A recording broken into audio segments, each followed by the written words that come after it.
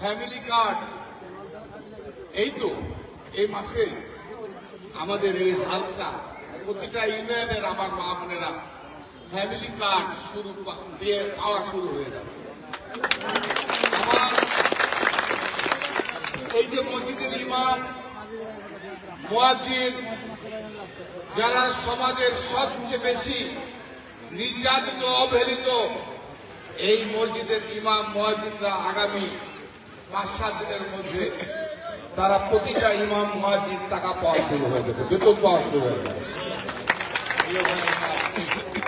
এই মাসের মধ্যে আমি আশা করছি আমাদের কৃষক ভাইরা এই কৃষি কার্ড তারা সার পাবে, কীটনাশক পাবে, তারা বীজ পাবে, ঋণমুক্ত টাকা পাবে, সুদ টাকা পাবে।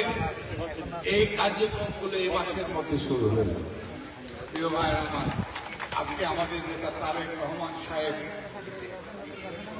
বাংলাদেশের মানুষের ভাগ্যের পরিবর্তনের জন্য উনি ঘুম থেকে উঠে ঘুমানোর আগ পর্যন্ত তার স্বপ্ন, তার চিন্তা, তার চেতনা বাংলাদেশের মানুষের মুখে কিভাবে হাতে।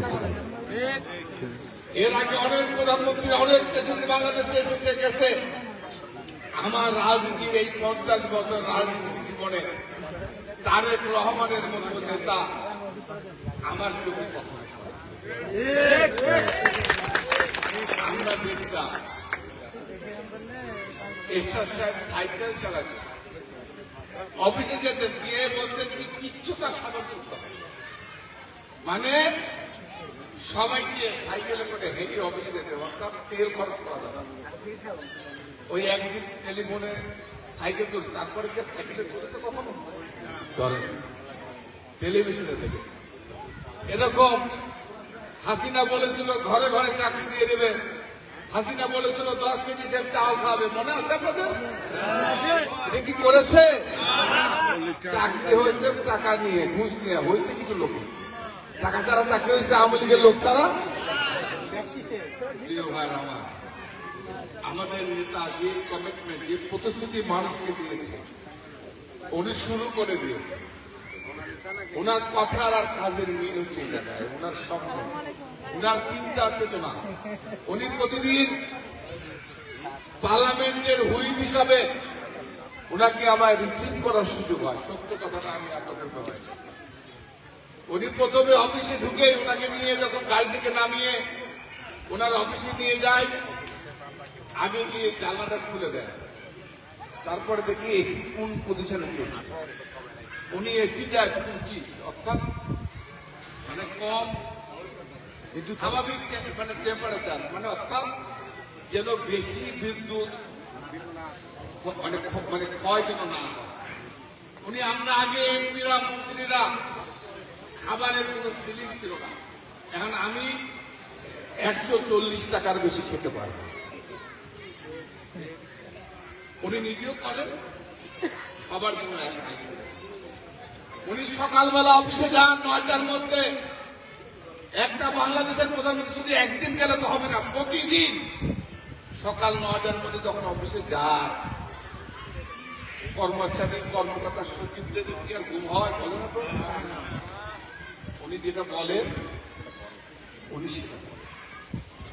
উনি যেটা প্রতিশ্রুতি দিয়েছেন সেটা কার্যকর করেছে। প্রিয় ভাই আমার, আমি এই জন্য মনে করি, আমি এই বিএনপির কর্মী হিসাবে যেরকম শহীদ প্রেসিডেন্ট জিয়াউর রহমানকে আমি একজন কর্মী হিসাবে নিজেকে গর্ববোধ করি, বেগম খালেদা জিয়ার একজন কর্মী হিসেবে নিজেকে যেরকম যোগ্য মনে করি, সফল মনে করি, তারেক রহমানের নেতৃত্বে যে আমি একজন কর্মী হিসেবে নিজেকে গর্ববোধ করি। প্রিয় ভাই আমার, তাই আমি আপনাদের বলতে চাই, আলসার মানুষ আজকে বিশ্বাস করেন, উনি বলেছেন প্রতি দেশের মধ্যে ভয় ভীতি নেই, কখন শিমুল বাহিনী আসবে, কখন রমজান বাহিনী আসবে, কখন আওয়ামী বাহিনী আসবে।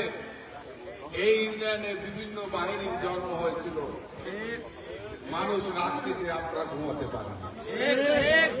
প্রিয় ভাই বোনেরা, আজকে কিন্তু সে আতঙ্ক, সে ভয় শুধু বাংলাদেশের না, নাটোরের মানুষের কাছ থেকে বিতাড়িত হয়ে গেছে। প্রিয় ভাই বোনেরা, আপনারা দেখেছেন 12ই ফেব্রুয়ারি নির্বাচনের আগে বিএনপি নিয়ে অনেক অনেক কথা বলেছে। আজকে এই যে আমাদের গ্রামের মা বোনেরা